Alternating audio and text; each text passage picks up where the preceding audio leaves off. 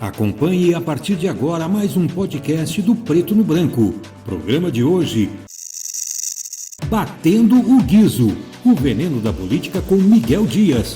Um oferecimento do Grupo Mantovani, investindo no presente, construindo o futuro. Alô, amigos, um grande abraço, com a graça de Deus, de novo, aqui, Batendo o Guizo, o veneno da política, da série de podcast de Preto no Branco. Recebendo hoje os nossos convidados, aos quais agradecemos a gentileza de aqui comparecer. E eu começo saudando o secretário municipal, Misael, ex-vereador, já de uma passagem importante no Legislativo, agora retornando ao Executivo, e também o Geninho. Daqui a pouco nós vamos saber um pouco mais sobre as pessoas e também sobre o que fazem. Secretário Misael, a sua secretaria é uma secretaria que tem um nome comprido e que fala de coisas importantes. Por gentileza, nos esclareça, nos refresque a memória e nos diga como é que está neste momento de fechamento do ano 2023, um pequeno início de balanço que nós vamos detalhar depois ao longo da nossa conversa. Muito obrigado pela sua presença. Miguel, eu que agradeço estar aqui. Aliás, um estúdio muito bacana, parabéns a vocês, primeira vez que venho aqui. Estou contente com o estúdio que vocês montaram aqui, esse podcast bacana. Deixar um abraço para o Leozinho também, já para toda a turma aí. Um abraço a todos. E todos que estão nos assistindo, que vão ver ao longo da semana, ao longo dos dias aí, dos próximos dias, esse vídeo. Falar um pouco da nossa secretaria, que além do tamanho, tem o nome comprido também, né? A quantidade de serviço. É a Secretaria Especializada de Cidadania, de Proteção, Mulher e Política sobre Drogas, criada agora no governo prefeito Paranhos, com o objetivo de unificar esses três temas, saindo da execução e vindo aqui para uma secretaria que vai trabalhar nessa parte de articulação desses programas, dessas políticas públicas que são tão importantes para a sociedade. Cidadania, questão de imigrantes, questão de imigrantes, a questão das políticas públicas voltadas às pessoas mesmo, né? E também nós temos a questão da proteção à mulher, que é a importância do direito e também da defesa dos direitos da mulher nesse combate, esse enfrentamento. E, claro, a política sobre drogas, que lá atrás o Geninho fez um trabalho quase que sozinho aí na cidade, e hoje existe um grupo de pessoas envolvidas buscando e tentando dar às nossas famílias, às famílias cascavelenses, uma expectativa, uma esperança. Já voltamos com o secretário Misael, vamos começar a falar exatamente pela questão da drogadição. Citado aqui o Geninho, todo mundo conhece, a respeito da especialização que ao longo do tempo... Quanto tempo já, Geninho? Quantos anos aí nessa atividade? Obrigado pela presença aqui, seja bem-vindo. Obrigado, Miguel, pelo convite. Já faz horas que eu gostaria de vir aqui e hoje você me fez esse feliz convite. Quero cumprimentar também o secretário Misael, que nós somos uns parceiros bem fortes lá. A gente já vinha fazendo trabalho, agora mais ainda, porque a Secretaria de Política sobre Drogas ela está anexa ao Sim Paraná, e a gente vem fazendo alguns trabalhos assim muito relevantes em relação à sociedade. Quantos anos você já está aí Eu comecei em 2008, na verdade. 2008? Eu costumo falar que eu tenho 2 cargos de confiança. Um atualmente, do convite do prefeito Paranhos, para assumir lá o Sim Paraná, mas um cargo de confiança que Deus me deu há 20 anos, Miguel. Então não consigo me desligar, parece que isso está no sangue. Gosto de fazer isso e tenho prazer em atender. Os números do Sim Paraná no ano 2023 importantes. Daqui a pouco nós vamos detalhar aqui e você vai nos dizer a respeito do trabalho que é realizado. E lógico que nós aqui, no nosso papel, vamos ter que repassar alguns questionamentos que a comunidade nos traz, né? As pessoas muitas vezes destacam e acho, Misael, que nem sabem direito a resposta, nem o que está acontecendo por falta de informação, efetivamente. E aí, o outro fator que leva as pessoas a se preocupar é a propagação do problema. E aqui nós vamos falar disso. Não só a questão de violência doméstica, que aumentou muito, como a droga, então, de um modo especial. E aí eu gostaria de lhe perguntar se o senhor fecha o ano satisfeito, feliz com os resultados ou nem tanto. Eu fecho o ano satisfeito e feliz com os resultados que nós conseguimos avançar, o que a Prefeitura de Cascavel conseguiu fazer. Mas é alarmante a quantidade de pessoas que estão cada dia mais envolvidas na drogadição. A pandemia, ela trouxe algumas dificuldades. Isso aqui que nós estamos fazendo hoje, um podcast, na pandemia foi uma beleza, porque as informações chegavam à população. Mas também na pandemia, muitas pessoas tiveram depressão, deixaram de trabalhar, perderam entes queridos e, infelizmente, o escape de muitas delas não foi Deus, não foi voltar a trabalhar. Da saúde. Infelizmente, muitas delas, o escape foi a droga. E então a gente vem percebendo um aumento, inclusive nas mulheres. A quantidade de mulheres em drogadição também aumentou. Agora, em contrapartida a isso, nós temos tido, tanto no Sim-Paraná, que é um convênio com tantos municípios, e a nossa secretaria aqui no município de Cascavel, um trabalho em conjunto com a Secretaria de Saúde, no objetivo de ir até essas pessoas, ir ao encontro delas. E, claro, não ficar dar opção. Esperando passivamente um evento, de repente até um evento na área da violência, de surto, que chama muito, né? Exato. E a autoridade é chamada. Vocês estão se antecipando a isso. Então. Nosso programa vai tanto ao encontro das crianças com a prevenção do trabalho, que é o melhor que a gente pode fazer, dá também um tratamento quando uma pessoa, caso tenha o surto, vá até a UPA, tenha a oportunidade através da Secretaria de Saúde e daí, claro, no fim, através da nossa secretaria, e também depois, um trabalho com as famílias, Miguel. O Geninho também tem um trabalho muito fantástico nisso, porque é o seguinte, se nós não tratarmos da família... E dele também. Porque... Tá todo mundo doente. Daqui a pouco perguntar para o Geninho se é verdade que a família é doente, tanto quanto aquele que está ali na condição de dependente, drogadito. Ele e tudo pode mais, falar, né? Isso, mas, Miguel, é o seguinte, quando a gente faz o acolhimento ou internamento de um paciente, que a gente dá o nome de paciente para essa pessoa, ele está doente, né? Está doente quando ele está na droga. A gente percebe que a mãe já está na UPA há tantos meses, o pai já está indo para o posto de saúde há tantos meses, um perdeu a visão, um está em depressão, são tantas as circunstâncias que afligem a família em função de um filho que está há 3, 4 dias sem voltar para casa. Então, Geni, como é que faz para a família reagir a isso?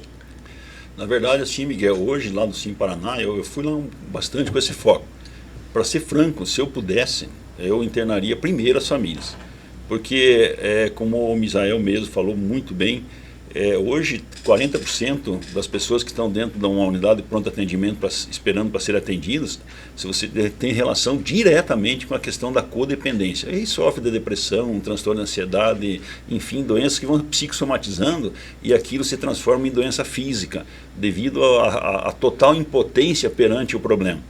O dependente químico, ele adoece, ele dentro de uma escalada de cima para baixo, de fundo de poço, espiritualmente, ele adoece emocionalmente, porque usa droga estimulante, que é o caso da cocaína, do crack, droga depressora, que é o caso do álcool, aí droga perturbadora, que é o caso da maconha, aí vem a questão da moral, porque ele briga em casa, briga com o pai, briga com o irmão, com o vizinho, vai para a sociedade, e hoje 90% dos problemas também na área de segurança tem a ver com tráfico, com acidente, briga, facada, tiro, tudo em relação a... Então veja que é um problema gravíssimo.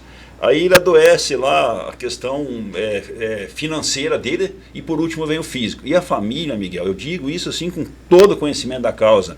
A família ora, reza, implora, faz novena, troca de religião, a coisa não muda, não muda. Então a família chega a um ponto que espiritualmente acha que não existe nem Deus. Essa é a verdade. Aí não come, não dorme, não passeia, não tira férias, não faz sexo. O emocional da família vai lá embaixo também, vai descer igualzinho. Aí vem a questão moral, porque daí ele briga em casa, daí começa aquela agressão física entre a família, e, enfim, a família adoece, e a culpa da família que não soube. Não, verdade, é uma doença reconhecida pela Organização Mundial da Saúde como uma doença primária. Aí vem a questão financeira, porque você pode gastar, você pode ter todo o dinheiro do mundo, esqueça, o dinheiro não tira um dependente químico das drogas. Mas a família gasta os recursos, lapida o patrimônio, tentando resolver, lá em lugar é bom, aqui, para lá, e cada vez pior. E por último, vem a doença física também da família, em razão de tamanho sofrimento. Daqui a pouco quero saber do Geninho, então, se tem alguma coisa que salve, que tire, que funcione, viu, secretário Misael? Daqui a pouco nós vamos perguntar em relação a isso aí. Mas eu gostaria de saber do ex-vereador, suplente de vereador, o que a política tem a ver, a política partidária? O senhor lá no gabinete, nós acompanhamos, inclusive no outro mandato, agora teve lá um pouco mais, né? Conversando com as pessoas e tal. O pessoal procura o político para poder buscar auxílio, socorro, em relação a essas 3 questões: cidadania, agressão à mulher e drogadição? Nossa secretaria é um reflexo da sociedade, Miguel. Todas as famílias, infelizmente, estão sujeitas a passar por essa situação. Então, seja para pedir para um amigo, para um parente ou para a sua família, a gente é muito procurado. Aliás, as pessoas me veem como um político, né? E eu tenho alegria em dizer, Como é que faz né? para separar esse negócio aí? Ou é tudo Não tem que separar nada, não. Eu sou separar. político, eu estou lá para trabalhar e atender a população. Não pode explorar. Exatamente. Nem o senhor, nem ninguém, nem o Geninho lá e tal, né? Exatamente. Mas não pode separar agora, as coisas, imaginar né? que eu, na função de cargo público, não vou ser político é diverso. Como é que vai ajudar? Como Exatamente. é que vai tocar um programa, Aliás, o programa foi feito para beneficiar as pessoas que mais precisam. É claro que existem regras, né? Todos têm direito, mas têm os seus deveres. Como é que faz para ser orientado? Tudo, claro, tudo tem uma legislação. Exatamente. Nesse sentido. Mas eu não espero a pessoa me Porque procurar, o pessoal não. diz assim, mas o que? O Misael vai para a Secretaria das Drogas? O que o Misael tem a ver com isso? O pessoal falava muito, não sei se questionava você. Você tem um grupo e a sua origem é de fundo religioso, né? Desde o início. Seu pai, seu falecido avô, né? Sim. O pastor Pereira, né? Exatamente. De saudosa memória, e você foi herdando tudo isso aí.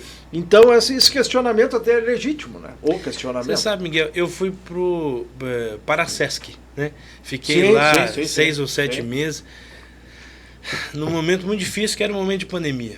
Vi muitos amigos meus perderem os seus pais, os seus filhos, os seus irmãos. Sim. Foi um momento muito difícil. E eu achei que, naquele momento, foi importante eu estar lá. Primeiro, porque eu pude estar ao lado dessas pessoas. Segundo, porque eu pude dar mais valor ainda ao meu irmão, à minha mãe, ao meu pai, à minha vida. Certo. Né? Depois disso, eu fui convidado a ir ao PROCON. Sim. E as pessoas diziam, Misael no PROCON? E eu tive a oportunidade de ir para lá. Mas lá até tudo bem, a sua formação é jurídica, também, o senhor né? é bacharel, né? Exato, sou advogado. Advogado. Sou advogado. Então, ali tudo bem. Mas nas drogas? Mas veja, quem não conhece de lei não pode estar trabalhando na prefeitura. E eu saí na frente, por ser advogado, por ter tido já a oportunidade de estar 5 anos trabalhando. Agora, o secretário que não conhece da legislação, ele vai errar, ele vai falhar. Então, primordial é ter a técnica da função e, claro, conhecer a legislação para poder trabalhar, para poder realizar o serviço. Você imagina se uma pessoa vai atender um cidadão sem conhecer a legislação, ele atende errado. Improbidade administrativa. Então, nós nunca tivemos essa dificuldade pelo fato de ter esse conhecimento. Os resultados no andamento dos programas e tal, veja o cartão vermelho contra as drogas, né? O então deputado Paranhos, e lá já de trás, eu me lembro, o Paranhos era vereador e já tinha uma preocupação grande em relação a isso aí. Só que a coisa é engessada e de difícil condução isso de drogas, né? Mas daqui a pouco a bandeira, o cartão vermelho contra as drogas e tal, até estava meio sem cor essa bandeira. O pessoal dizia, mas daí, como é que ia fazer e tal? E daqui a pouco surgiu a secretaria, como uma resposta a essas cobranças da sociedade. Legítimas, diga-se de passagem, e claro que o Paranhos tem explicação para nos dizer o que havia e agora como é que está na ótica dele. Mas a secretaria disse a que veio, pelo que a gente sabe. Os números confirmam isso? Confirmam. Se nós pegarmos o que conseguimos e conquistamos já na secretaria, é satisfatório. Aliás, teremos a Escola do Governo, eu quero ter a oportunidade de mostrar tudo isso em números, né? E demonstrar isso em imagens também. Mas quantos atendimentos tem de cabeça? Sim. Nós já... Inclusive, me permita aqui, porque é assim que é o programa, a gente vai dando pitaco e respondendo e comentando. A questão de retirar o doente, né?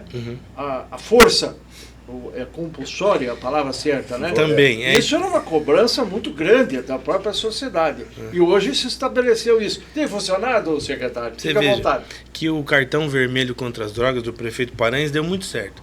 Agora, é claro que quando você está no legislativo, muitas vezes você não consegue implantar aquele programa. Ele tentou fazer isso na Assembleia Legislativa e não foi possível. Sim. Agora, no Executivo já é possível. E lá em 2017, eu lembro que nós já votamos para implantar no município de Cascavel e já ajudamos o prefeito Paranhos a colocar o programa que nós temos hoje, que é o programa Vida Nova, que dá a oportunidade do acolhimento. São pelo menos duas formas, Miguel. A pessoa que aceita o tratamento, né, Geninho? Ele é acolhido numa casa terapêutica, que vai fazer um trabalho terapêutico com ele, que vai orientar ele e com o objetivo de sair das drogas. Certo. E graças a Deus, graças a esse esforço dessas pessoas, desses profissionais e muitos deles voluntários dessas casas terapêuticas, nós temos tido êxito em vários casos. Várias pessoas têm saído das drogas. Graças a Deus nós temos tido esse êxito, não apenas por causa do nosso trabalho, evidentemente, né? Faz parte. Coordenar, né? Claro, todo o conjunto. E nós implantamos também, desde o ano passado, o atendimento de forma involuntária, que vai acontecer sem a vontade do paciente. Agora, como é que isso pode acontecer? Ele acontece de forma judicial ou administrativa. O judicial, a família vai fazer o pedido, né, ou o órgão competente vai fazer o pedido, a promotoria vai avaliar e vai fazer, então, esse pedido ao juiz. O juiz vai pedir uma avaliação médica de um médico psiquiatra. Esse médico psiquiatra vai fazer a avaliação desse paciente e ele vai decidir se o caso é de internamento ou não, se é um outro tratamento. Existem vários tratamentos, Miguel, além do internamento, além daquele de estar numa casa. É claro que as pessoas, elas acham, ou por falta dessa informação, eles acham assim, olha, temos que internar essa pessoa, a saída é internar. E muitas vezes não. Se as pessoas que estão nos assistindo agora, elas podem, o primeiro passo, procurar o UBS de perto de casa e falar para o médico, olha, contar a sua história, o seu vício, a sua dificuldade, seja com álcool ou seja com qualquer outra droga, né? E o médico vai fazer essa avaliação. Ele faz um encaminhamento para o especialista. Exatamente. Ou ele mesmo pode fazer a avaliação do paciente e receitar um remédio, alguma coisa nesse sentido. E o internamento involuntário, administrativo, ele vai acontecer quando a pessoa estiver na UPA e o médico fizer a avaliação e pedir a coordenação da saúde mental. Quando está no surto, está no estágio avançado e tal, não tem o que fazer. Se deixar sair dali é um perigo para si e para a sociedade, né? Então, Miguel, vai depender muito, porque se for o primeiro surto, se aconteceu uma vez e ele surtou e foi para a UPA, tem que fazer essa avaliação. O médico vai chamar a família, vai ouvir a família, vai entender qual é o grau dessa situação. Agora, é claro que em muitos casos não há saída. E a saída para isso, né, é o internamento involuntário. Então é o médico psiquiatra que vai fazer essa avaliação. Nem ninguém da assessoria, nem o prefeito, nem o vereador, amigo da família, que decide. Eles podem até querer, mas é o médico que vai fazer essa avaliação e tomar essa decisão. Você vai abrir para você e daqui a pouco, secretário, voltamos. E na mesma esteira, e é um assunto que eu acho importante, um esclarecimento, tivemos a vereadora Lilian, do PT, indo fazer um tipo de uma denúncia ou pedir explicações sobre essa questão dos encaminhamentos que o senhor acaba de dissertar. Que, segundo ela, não estariam sendo encaminhados esses pacientes de acordo com a legislação. E aí a imprensa deu uma noticiada, foi estabelecido no papel a situação levada até o GAECO, me parece lá, alguma coisa assim. Eu não sei se o senhor foi alcançado formalmente por isso, para se explicar o que é de praxe, é normal, mas eu já vou lhe indagar a respeito. Se prepare para nos esclarecer em relação a isso aí. Estou preparado. Geninho, não tem solução então?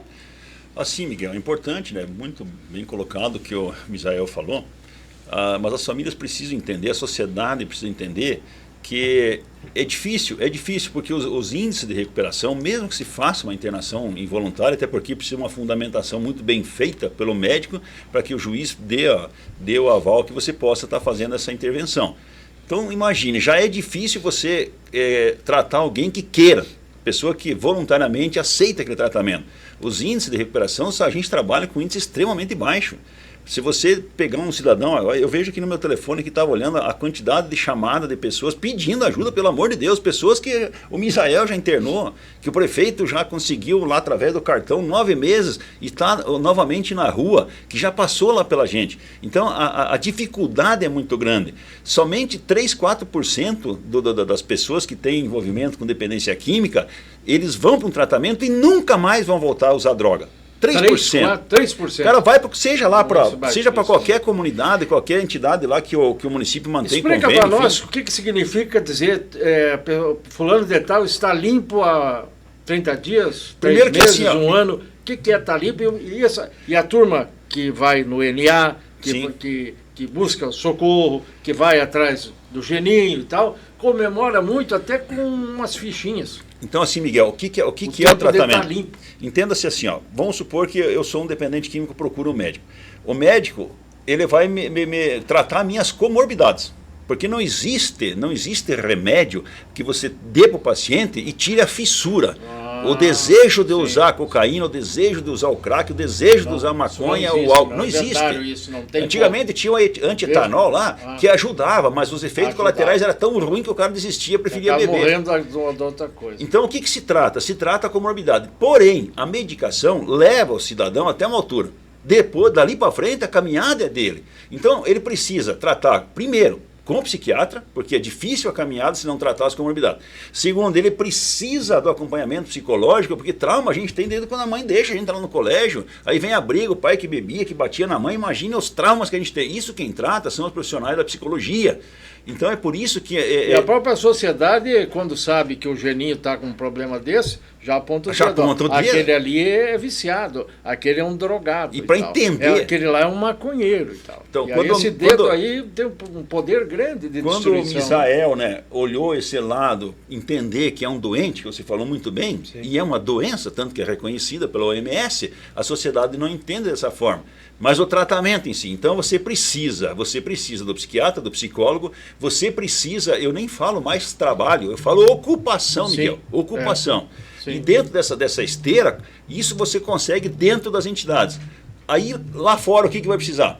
A igreja, você entendeu, que dá um suporte, não é uma religião, enfim, que isso é importante, a pessoa não se sentir sozinha e tal, e os grupos de autoajuda. Então, por falar nisso, por incrível que pareça, que embora seja difícil o tratamento, mas não é impossível.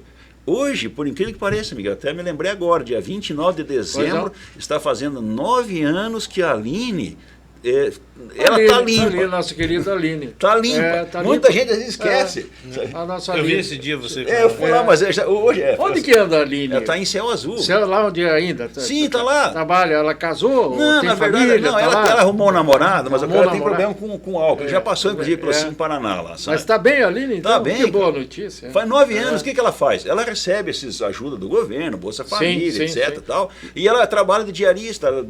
O pessoal até explora, na verdade. Mas eu não me incomodo com esse fato, porque dinheiro na mão, às vezes, do dependente não é uma coisa legal. Agora, a Aline, ela se notabilizou, a gente conhece tudo, né? A secretária soube a respeito dela, a sociedade acompanhou, a imprensa também, mas aí o senhor está já cansado ou não de encontrar Alines no dia a dia e em estágios não talvez tão fissurados ou menos e tal, mas problemáticos de igual forma, né? E quantos anônimos, né, Miguel? Pois então, E quantos anônimos que a gente, quantas Alines aí que a gente que estão escondidos, talvez uma família rica que consegue esconder. Não, mas isso não é só pobre que mais conhecida. Não é só pobre que tem. Infelizmente. É que já foi dito que o dinheiro não quer dizer nada. Infelizmente a classe essa é uma doença, é uma praga que não escolhe classe social. Agora você falou aí de técnico, de psiquiatra, agora se a família não tiver junto, segurando atrás ou na frente ou dos lados, né? Daí não aí pode botar o PhD da psiquiatria mundial no jogo que não funciona. Não funciona, Miguel, porque na verdade a gente adoece e tanto que quando eu te falo isso porque eu não conheço ninguém, para falar bem a verdade, só conheço uma mãe que ela participa dos programas há 20 anos, que foi ela que trouxe inclusive o programa para Cascavel, eu não cito o nome. Sim. E eu estou lá no programa há 19 anos, mas ela tem mais ou menos umas 2.000 reuniões. tá?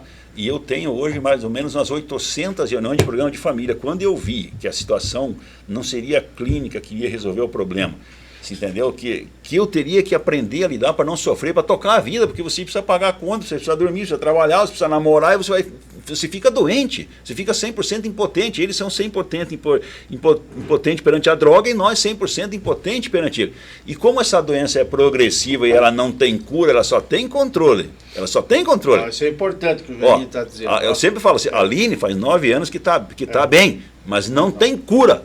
Se num determinado momento, num lapso ali, vir ter contato com a droga, vai voltar, porque aí mexe com o cérebro, mexe com liberação de dopamina, entendeu? Algo violento, assinado, que acontece no cérebro da pessoa.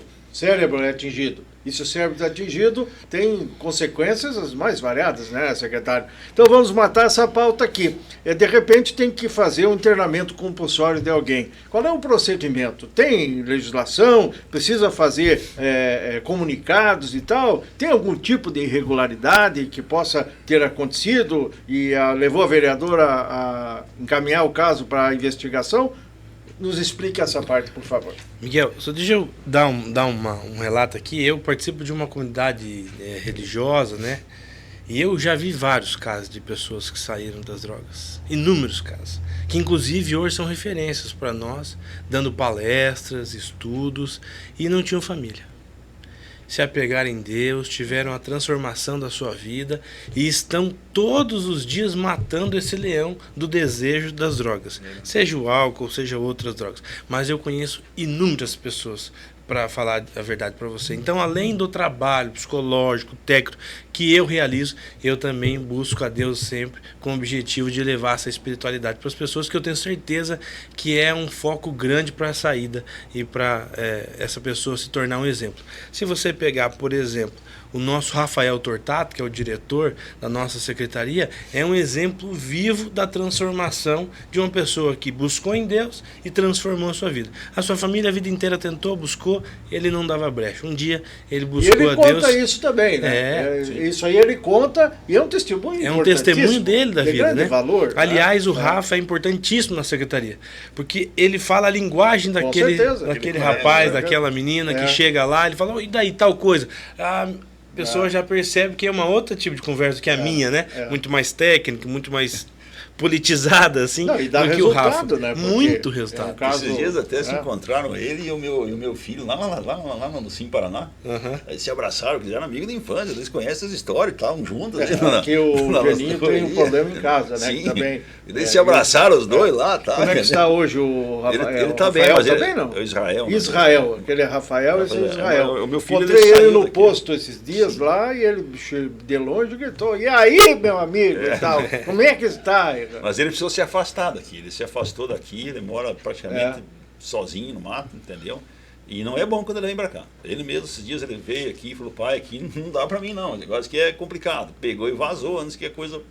Que beleza, boas notícias que estamos recebendo aí. E a vereadora, tem razão? A vereadora, ela tem que continuar fazendo o papel dela, fiscalizando. Essa é a função dela, né? E eu vou continuar trabalhando, fazendo o que eu tenho feito, da mesma forma, com a mesma qualidade. Quando couber, exatamente, né? Essa é a minha função, né, Miguel? Pública, né? Essa é a minha função, tenho feito isso a vida toda, técnico. né? Agora vamos ao mérito da coisa. Tem alguma irregularidade? Nenhuma. Como é que funciona assim, se o senhor tiver que fazer um caminhamento? Aliás, nós somos exemplo aí para as cidades todas que estão nos assistindo e venham para Cascavel para pegar esse exemplo. Algumas cidades já têm feito isso, né? Sim. Mas pode continuar vindo, que nós vamos continuar orientando vocês.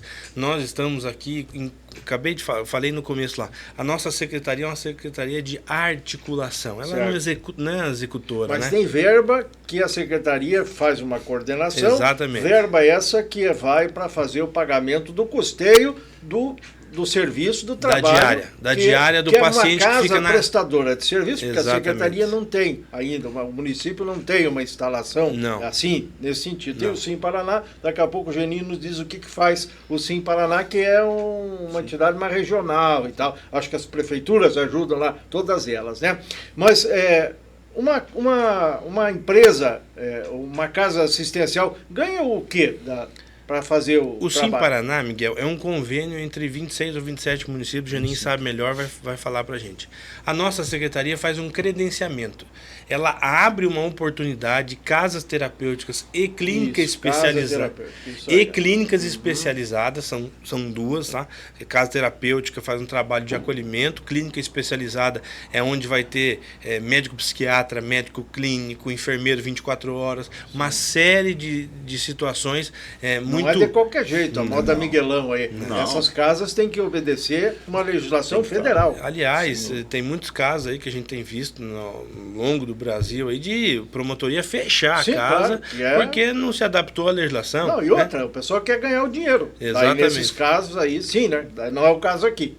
E nós precisamos também lembrar que nós estamos evoluindo. Antigamente nós tínhamos o manicômio, o tratamento era diferente. Hoje nós temos um tratamento psicológico, psiquiatra, um tratamento focado na política sobre drogas mesmo, né? Nós tínhamos o hospital psiquiátrico, né? Exatamente. Assim, não vamos falar aqui e tal. E que aí, de repente, muitos diziam, mas lá é uma tortura, lá tem que ficar preso, enjaulado e Miguel, tal. Né? Hoje não tem jaula mais, tem uma área verde para as pessoas trabalharem, tem uma trabalho terapêutico, levanta de manhã cedo, vai rezar, vai escutar o passarinho e tal. É mais ou menos por aí, né? Mas tem custo. Exato.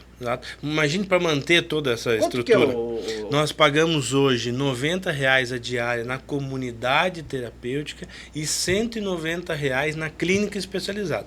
A grande diferença é que a clínica especializada vai ser monitorada 24 horas. É o caso mais agudo, vamos dizer assim. O outro não. O caso de internamento involuntário só vai para a clínica especializada, onde tem lá médico clínico, médico psiquiatra, enfermeiros 24 horas, toda uma capacidade. Até porque acho que o Mizel pode falar um pouco melhor. Na verdade, o involuntário acontece naquele momento de surto, de crise do paciente totalmente descontrolado. Tanto é que o artigo 1º da legislação fala que é o direito à vida. Então o cara está totalmente descontrolado e pode vir a óbito. Então é feito, mas quando ele chega lá nessa clínica, o que acontece? A entidade precisa, inclusive, né, Mizel?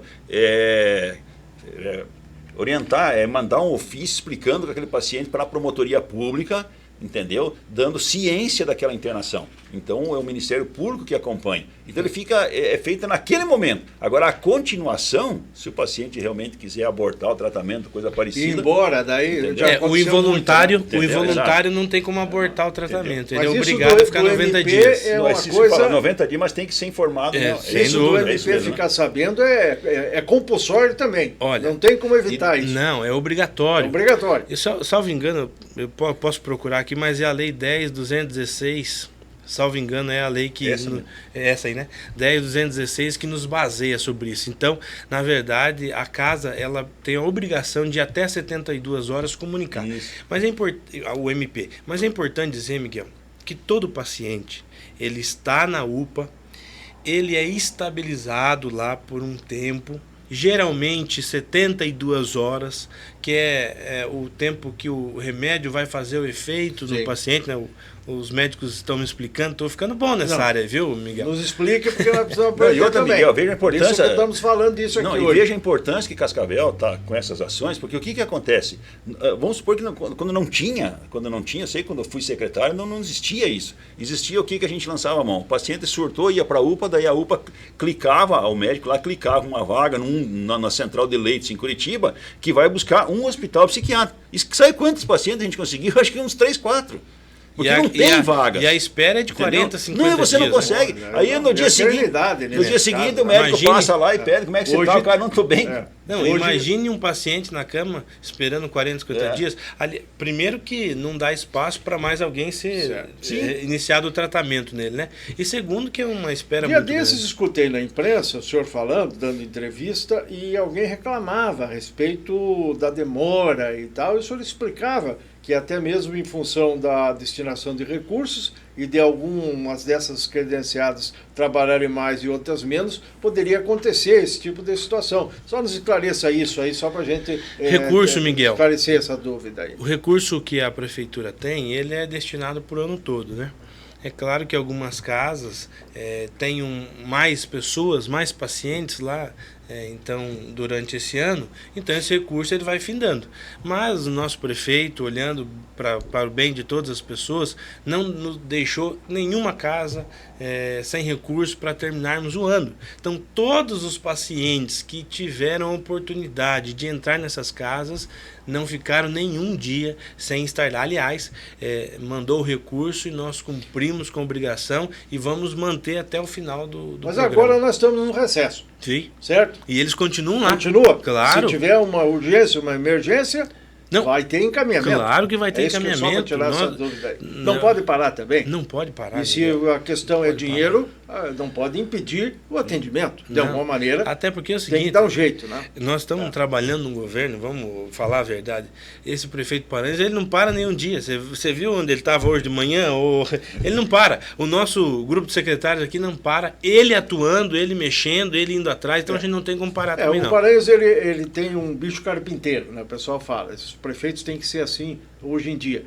Mas, independentemente disso, ele não é onipresente. Lá na sua secretaria não é ele que vai resolver a bronca. Não. Quem tem que resolver é o senhor com as condições que o senhor temos. precisa. Ou você lá no SIM, ou nas obras e tudo mais. Né? Certo. Mas o prefeito que se mantém ausente, vai dar prioridade para outras coisas, é um prefeito que não acompanha. Né? Então é importante isso. E eu torno e digo e repito, bandeira, Paranhos, cartão vermelho contra as drogas não é de agora, do primeiro mandato, e nem do segundo. É uma coisa lá de trás e muito importante, pegou, deu muito voto para ele, muita credibilidade e, lógico, os resultados precisam aparecer. E claro, com certeza. conseguiu ajudar muitas famílias, né? Eu lembro de tantas pessoas que ele, ao longo da sua jornada, aí vinha ajudando. Com certeza. Geninho, o Sim Paraná faz o quê, homem de Deus? Assim, na verdade, é a continuação de tudo aquilo que o Misael está falando, de todas essas entidades, eles passam novamente, retornam para o Sim Paraná. Entenda assim, Miguel, o paciente não é só... Quando ele vai para uma internação, ele vai para um período de desintoxicação. Mas o que vai acontecer? Ele precisa dar continuidade nisso. Para quê? Ele precisa tratar as comorbidades dele para o resto da vida. Então, daí entra o Sim Paraná. O que tem lá para o paciente? Nós temos o psiquiatra, nós temos psicólogo, nós temos oficinas, nós temos inúmeras atividades, nós temos os programas que a gente hoje foca muito nas famílias, a gente faz reunião de famílias, a gente tem os grupos de autoajuda aqui da AI, né, que a gente direciona, envia, e essa parte, inclusive, sou eu que procuro cuidar lá dentro.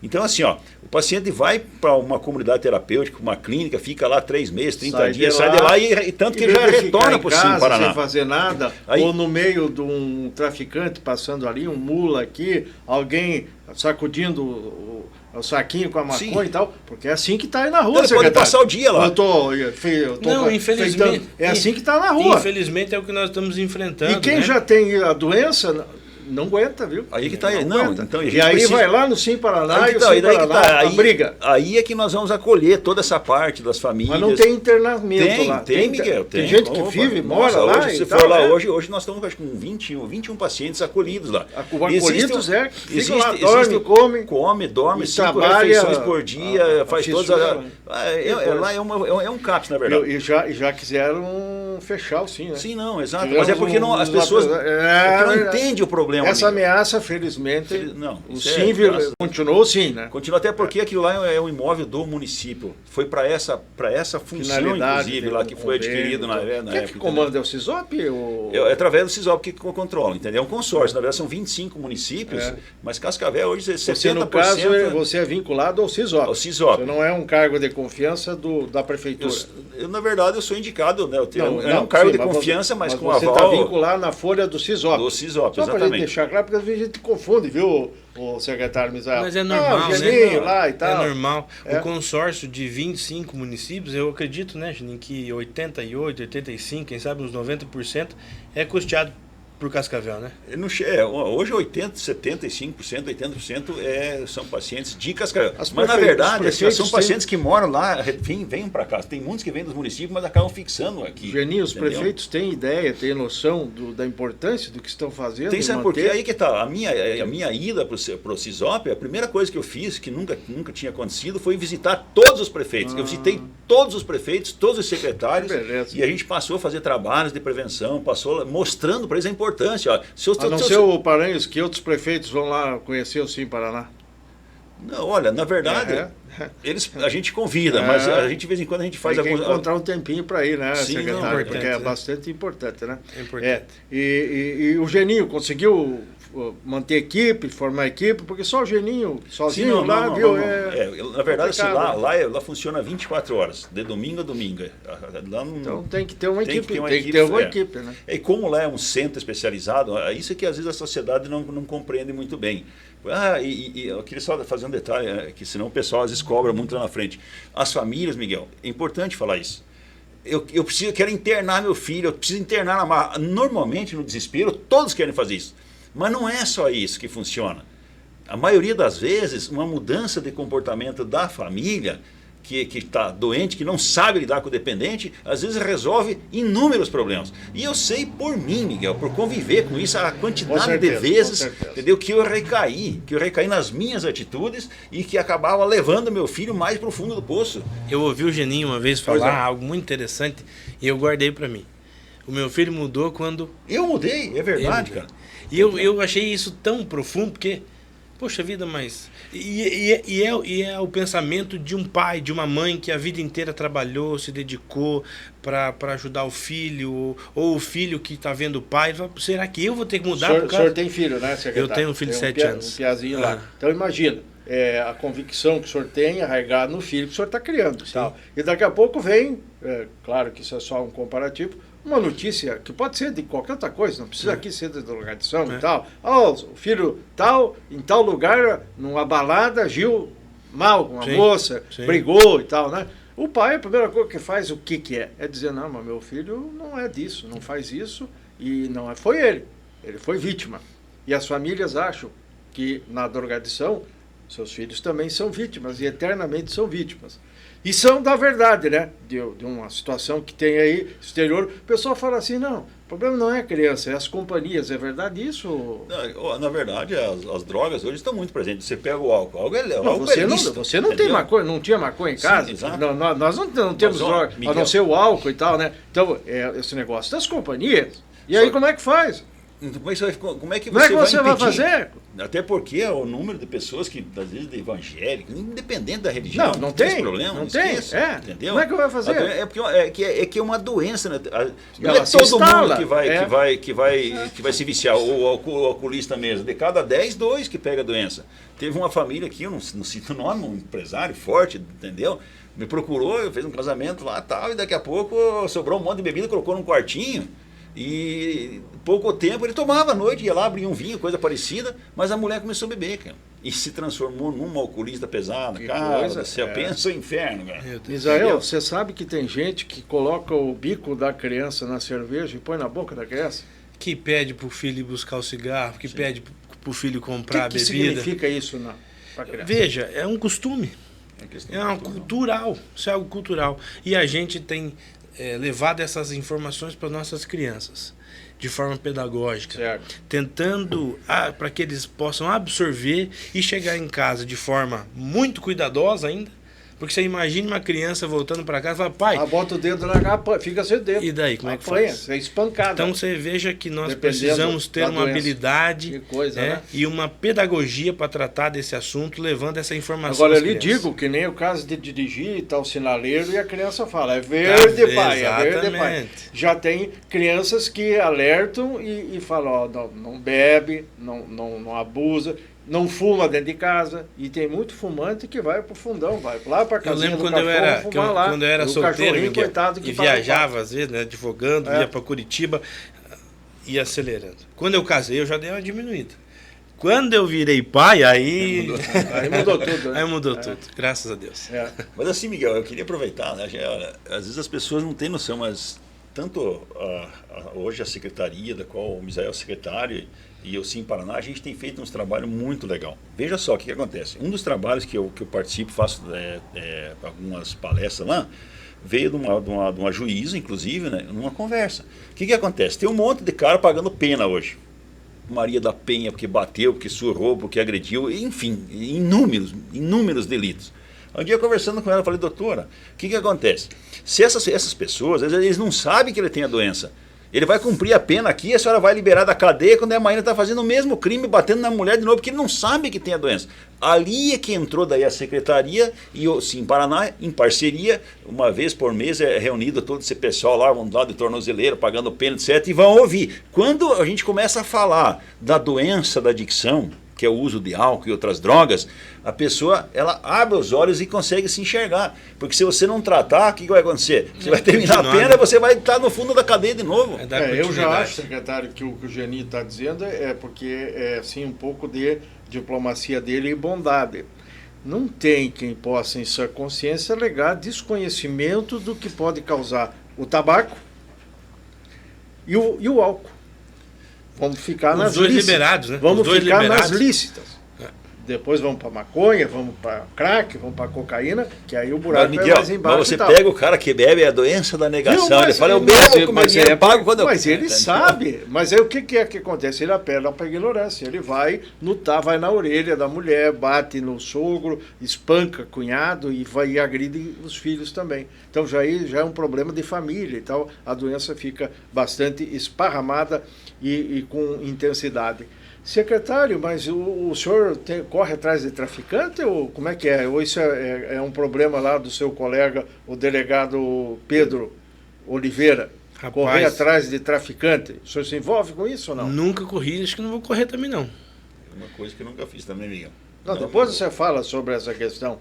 Porque se existe droga, existe o que está aí, sabe porque tem como chegar essa tal da droga até a nossa casa. Vou dizer para você o seguinte, que se nós temos evangelismo lá na igreja, se um dia nós formos fazer e eu puder pregar a palavra para ele, está tudo certo.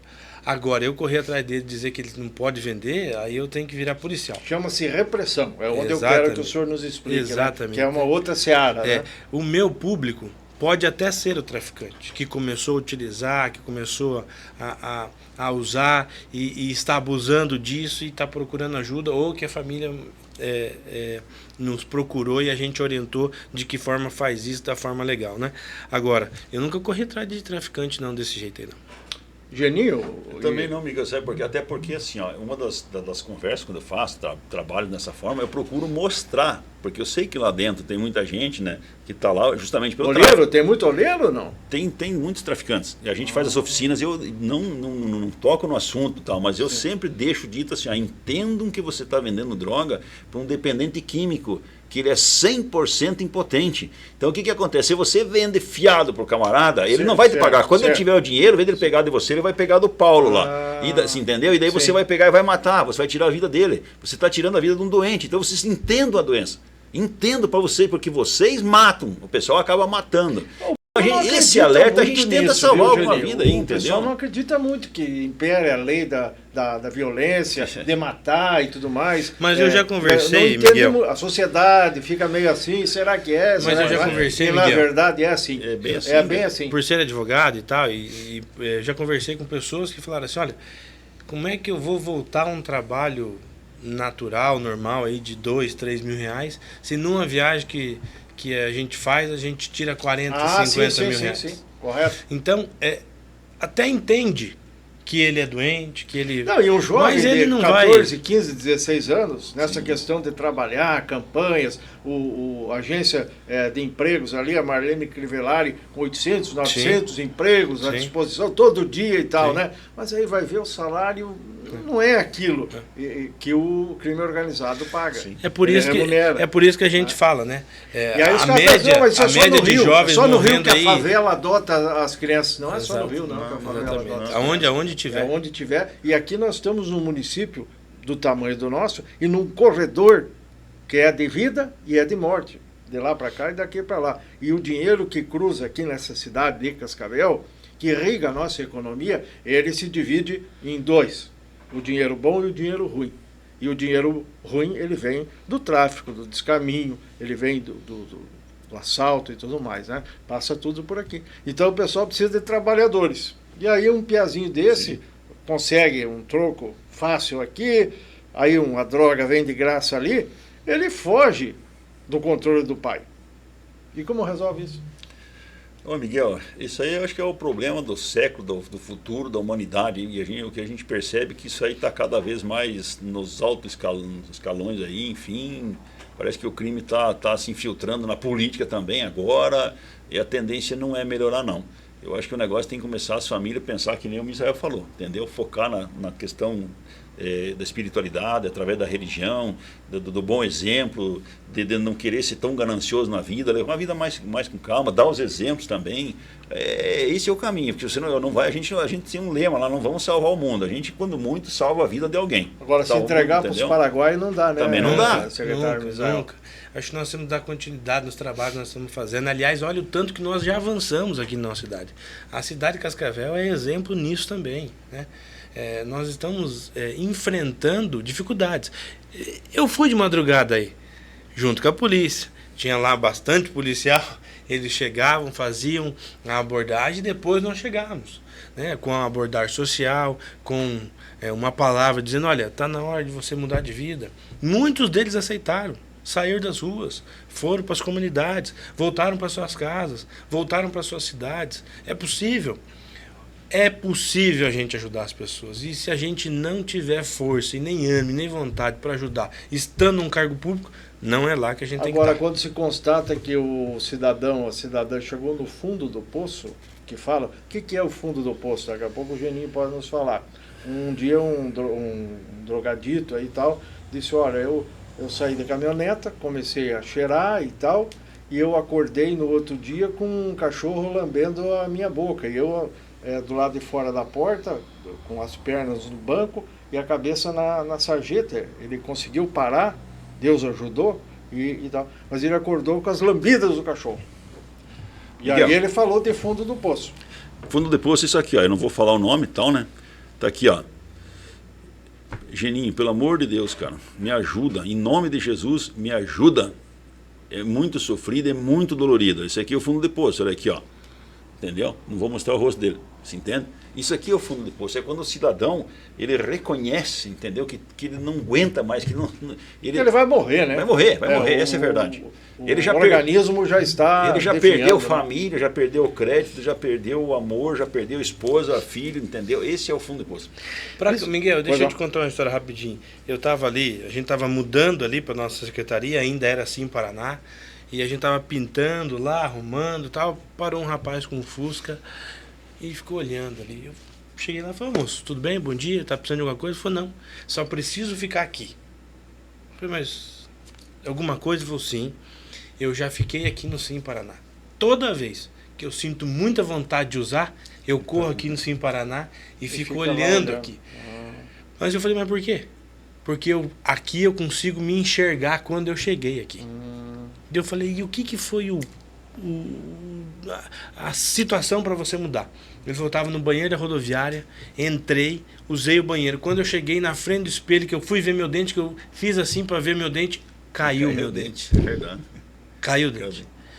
E hoje ele está trabalhando junto com a família, uma nova família dele, tem vencido as drogas e tal. E aquilo lá para mim foi o fundo do poço dele. Sim. Dele foi aquilo lá. Quando ele viu que ele estava perdendo o dente, todo destruído. Por causa do uso. Não tinha levado uma porrada. Era o uso contínuo e abuso das drogas. O crack, por exemplo, faz isso. Faz isso. A maioria das pessoas que a gente pega... Essas drogas novas que têm aparecido aí é uma tragédia, né? Olha, a imprensa ajuda muito a divulgar isso, fazendo reportagem e tal. Que leva a curiosidade. Leva a curiosidade. Mas coisas assim... Mas é feio de ver, né? Anfetamina. O ano que vem é ano político, Misael. Você pretende concorrer de novo à Câmara? Vai se licenciar da Secretaria no tempo legal? Isso é 6 meses antes ou 3 meses antes? Acho que é 6 meses no teu caso, né? Isso é final de março, né? Até um comecinho de abril, desincompatibilização. Qual é o seu planejamento? Miguel, quando eu tinha 19 anos de idade, eu tomei a decisão de ser candidato a vereador.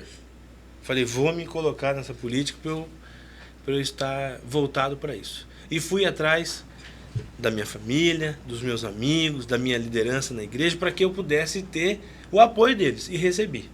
E fui atrás do povo, pedi voto. E fui muito bem votado. Hoje o que acontece comigo é um pouco diferente. Hoje as pessoas vêm para mim e falam assim, Misa, Se você for candidato, eu vou votar em você. Se você for candidato, eu estou vendo o teu trabalho e eu quero votar em você. A última vez, você fez voto para ser vereador. Você sabe, fiz 1.800 votos. Estive entre os 10 mais votados de Cascavel e sou o primeiro suplente, mesmo sendo mais votado do que 13 ou 14 vereadores que lá estão. E claro, cada um tem o seu crédito, né? Mas eu tenho recebido isso das pessoas, dos meus amigos, de muitos da população que talvez a gente não tenha um contato tão perto, mas que numa mensagem, numa ligação, nos encontram na rua, num restaurante, ou na igreja, ou em algum lugar que falam, olha, manifesto, né? eu tô A legislação diz que o senhor não pode pedir voto, pode pedir apoio. E as pessoas não podem ficar dizendo que vão votar e tal. Tem que dizer que vai apoiar. Firulas semânticas da legislação eleitoral. Mas o senhor é pré-candidato, então. Resumindo, eu sou pré-candidato. Qual é o seu partido? E diante do apoio que tenho recebido aí, acredito que nós temos a condição de manter a nossa votação. Agora, partido, eu estou hoje no Podemos. Ah, o Podemos. Porque eu era PSC e o PSC fundiu. Então, fez a fusão, né, com o Podemos. Mas o senhor não tem problema nenhum de escolher outra sigla, se for o caso, porque o senhor não tem mandato na mão, pode escolher, né? Quem tem mandato é que tem que aproveitar a janela, né? Mas o Podemos, parece que vai haver uma demandada ali, né? O próprio prefeito já pisou no acelerador, os vereadores, hoje a bancada é de 5, a maior bancada, mas o pessoal não está muito afim de ficar no Podemos aí e tal. De repente isso tem que estudar e tem que ver, né? Sem dúvida nenhuma. Tem prazo até final de março também. Até final de março nós vamos estar filiados aí no partido que melhor se adapta, né, à nossa ideologia, ao nosso viés, sem dúvida nenhuma, para poder buscar a cadeira na próxima. Geninho, você é pré-candidato? Já foi? Eu sei que você já disputou e tal. Não sei se já conseguiu chegar na Câmara alguma vez, ou na suplência e tal, né? Eu era suplente em 2002, assumi um período lá também. Eu sou o primeiro suplente, não tive a votação com o Misael, é do PP. É, do PP, mas o titular é o Melo hoje. É o Melo, né? Sou o primeiro suplente dele. Sim. Eu sempre gostei de política, sempre acompanhei. Sim. Tenho vontade de ser um dia vereador, mas eu entrego sempre na mão de Deus. Deus agora que está comandando minha vida. Ele é onde ele achar que eu estou, até porque eu estou servindo. Onde eu estou feliz com o meu trabalho, amo o que eu faço, amo ajudar as pessoas, não é pelo financeiro, entendeu? Mas penso assim que eu já estou naquela fase, né? Já tenho mais passado que futuro, já estou procurando fazer alguma coisinha, já pensando em arrumar um lugar junto com Deus lá. Mas se a população lá na frente entender e tiver a oportunidade, eu sei que vai mudar muita coisa ali, precisa um monte de voto. Eu sei que esse trabalho que a gente faz é difícil. Isso aí não é o que eu ia perguntar. Falar a verdade, assim, não é uma Você não tira voto disso aí? É difícil, muito difícil. Porque o que acontece? Veja só, eu vejo lá, eu não vou falar o nome, mas eu tenho um colega que eu ajudei a família, né, uma família lá várias vezes. O cara está de pé, se for contar as horas, não sei quantas horas daria ajudando aquela família. Mas daqui a pouco o cara foi lá e resolveu um probleminha, que era até legal de resolver, pegou um documento, foi lá e trouxe e levou para a família. Ou o vereador, às vezes o camarada está desesperado, chega lá no vereador, o vereador só indica, você vai lá, fala com o Geninho. Aí eu faço todo o trabalho, mas o crédito vai para aquele vereador que indicou. Então, infelizmente, isso é a realidade. Isso eu sempre vi, mas eu não me preocupo com isso. Como é que trabalha esse tipo de situação, Misael? É difícil, cara. De repente você já esteve lá dentro e tal, né? E hoje já de repente pode voltar. Isso que o Geninho falou acontece uma das muito, coisas né? que eu tive uma dificuldade. Você sabe que o povo, uma das grandes carências do povo é a informação. Falta informação.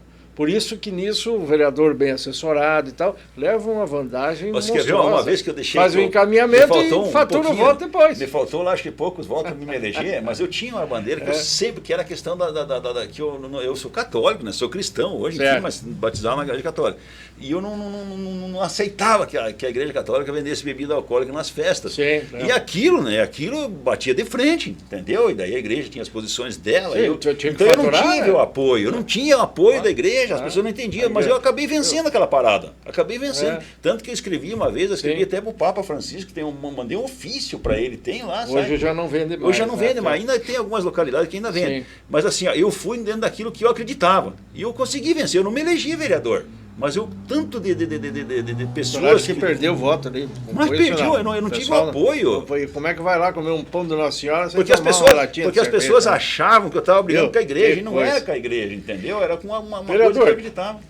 A religião é importante dentro desse contexto e nos fale um pouquinho sobre violência doméstica, que também é um braço da sua secretaria, e foi falado no início que o senhor está surpreso com o volume de mulheres que estão atingidas pela drogadição, de um modo geral, né?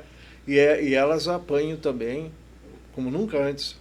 E o que consegue fazer para minimizar essa mal aí? Eu não sei se elas estão apanhando como nunca antes. Essa informação eu não sei dizer. Talvez esteja mais explícito o direito das mulheres. E elas estão tendo mais voz. Mas ainda há muitas pessoas sofrendo de violência doméstica sem se pronunciar. O que nós estamos fazendo é todos os dias mostrando à população que existe um crime de violência doméstica e vai para cadeia. Aliás, eu tenho um ditado, e esse aí vai para cadeia. Então, se você não mudar a tua forma de agir, a tua cultura, o teu costume, o teu jeito, você vai parar na cadeia. E daí lá dentro você vai aprender o que é ser homem. O que é ser homem de verdade. O que é bater em mulher. Exatamente, né? Então, é verdade isso aí, né? Então, assim, a gente tem tentado mudar essa cultura. Esse empoderamento da mulher é importante, essa disfunção aí dos direitos da mulher é importante, mostrar tudo isso é importante. Agora, o mais importante é mudar a cultura desse homem, mudar essa estrutura dele. Eu fui a Curitiba, na Casa da Mulher Brasileira, e vi um trabalho que eles fazem lá, muito bacana. Oxalá que tivéssemos aqui em Cascavel, uma escuta especializada com psicólogos, assistentes sociais, e conversando com o cidadão, e a polícia já tinha pego ele estava preso, inclusive, em flagrante, por ter violentado a sua esposa.